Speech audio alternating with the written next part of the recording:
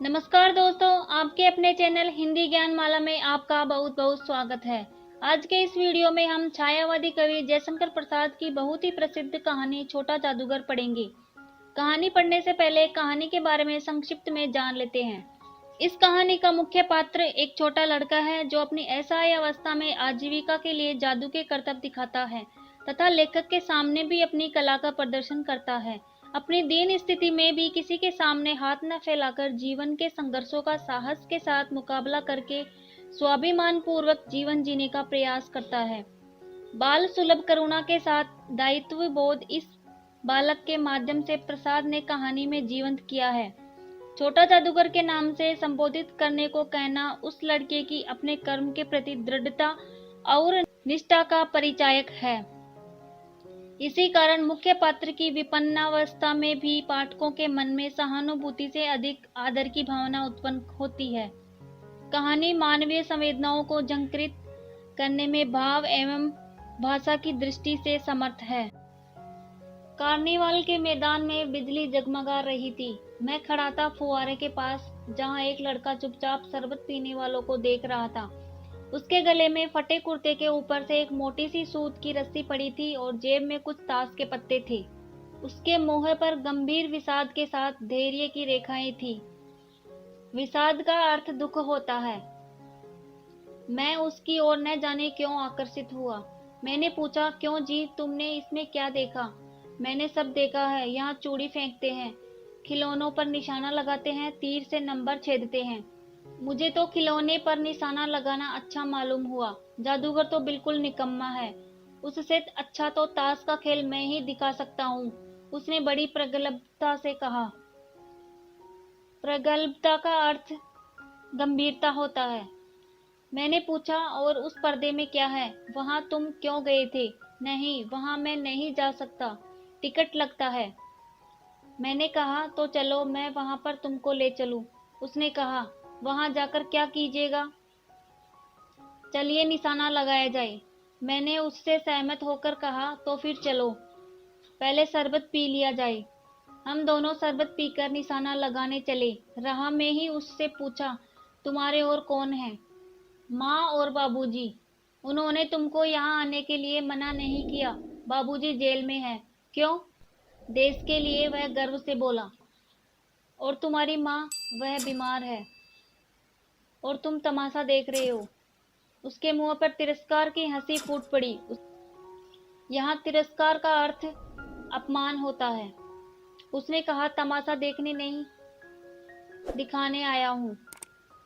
कुछ पैसे ले जाऊंगा तो माँ को पथ्य दूंगा।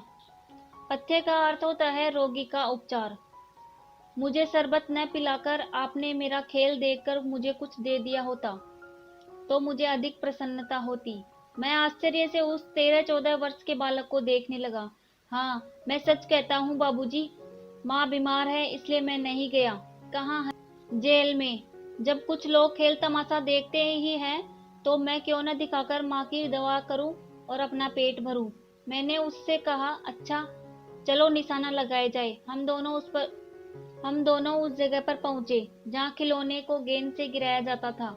मैंने 12 टिकट खरीदकर उस लड़के को दे दिए। वह निकला पक्का निशानेबाज। उसकी कोई गेंद खाली नहीं गई। देखने वाले दंग रह गए। उसने 12 खिलौनों को बटोर लिया, लेकिन उठाता कैसे? कुछ मेरे रुमाल में बांधे, कुछ जेब में रख लिए। अगला दृश्य शुरू होता है।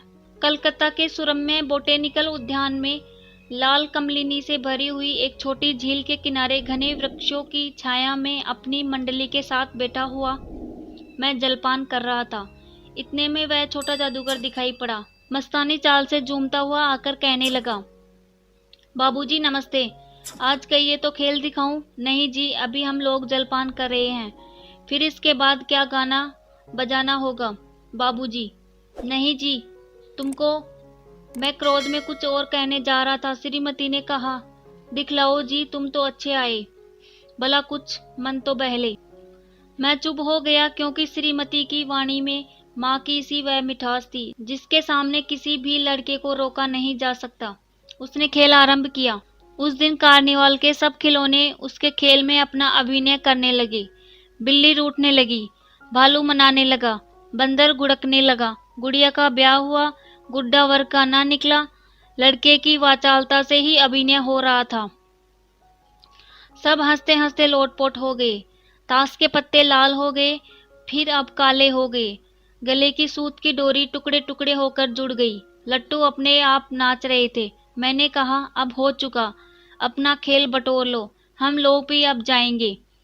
श्रीमती जी ने धीरे से 1 रुपया दे दिया। वह उछल पड़ा। मैंने कहा, लड़के, छोटा जादूगर कहिए, यह मेरा नाम है, इसी से मेरी जीविका है। मैं कुछ बोलना ही चाहता था कि श्रीमती जी ने कहा, अच्छा, तुम इस रुपये से क्या करोगे? पहले भर पेट पकौड़ी खाऊंगा, फिर एक सूती चादर लूंगा। मेरा क्रोध अब लौट आया। मैं अपने पर बहुत क्रुद्ध होकर सोचने लगा, ओह, कितना स्वार्थी हूं मैं। उसके 1 रुपया पाने पर मैं ईर्ष्या करने लगा था न। वह नमस्कार करके चला गया। हम लोग कुंज देखने के लिए चले। रह रहकर छोटे जादूगर का स्मरण होता था। सचमुच वह एक झोपड़ी के पास चादर कंधे पर डाले खड़ा था। मैंने मोटर रोककर उससे पूछा, तुम यहाँ कहाँ? मेरी माँ यही है न? अब उसे अस्पताल वालों ने निकाल दिया। मैं उतर गया। उस झोपड़ी में देखा तो एक स्त्री चिथड़ों में लिपटी कांप रही थी। छोटे जादूगर ने कंबल ऊपर डालकर उसके शरीर से लिपटते हुए कहा, माँ। मेरी आंखों से आंसू निकल पड़े। अगला दृश्य शुरू होता है।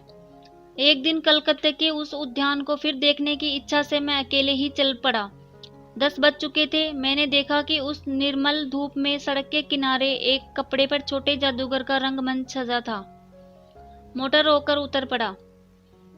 वहां बिल्ली रूठ रही थी, भालू मनाने चला था, ब्याह की तैयारी थी, पर यह सब होते हुए भी जादूगर की वाणी में प्रसन्नता की तरी नहीं थी, मानो उसके रोए रो रहे थे। मैं आश्चर्य से देख रहा था। खेल हो जाने पर पैसा बटोरकर उसने भीड़ में मुझे देखा। वह जैसे क्षण भर के लिए स्फूर्तिमान हो गया। मैंने उसकी पीठ थपथपाते हुए पूछा, आज तुम्हारा खेल जमा क्यों नहीं? माँ ने कहा था कि आज तुरंत चले आना, मेरी घड़ी समीप है। अविचल भाव से उसने कहा। अविचल का अर्थ होता है स्थिर भाव। तब भी तुम खेल दिखाने आए? मैंने कुछ क्रोध से कहा। उसने कहा, क्यों नहीं आता? और कुछ कहने में जैसे वह अपमान का अनुभव कर रहा था। क्षण भर में मुझे अपनी भूल मालूम हो गई। उसके झोले को गाड़ी में फेंककर उसे भी बिठाते हुए मैंने कहा, जल्दी करो। मोटर वाला मेरे बताए हुए पथ पर चल पड़ा। कुछ ही मिनट में झोपड़े के पास पहुंचा। जादूगर दौड़कर झोपड़े में माँ माँ पुकारते हुए घुसा।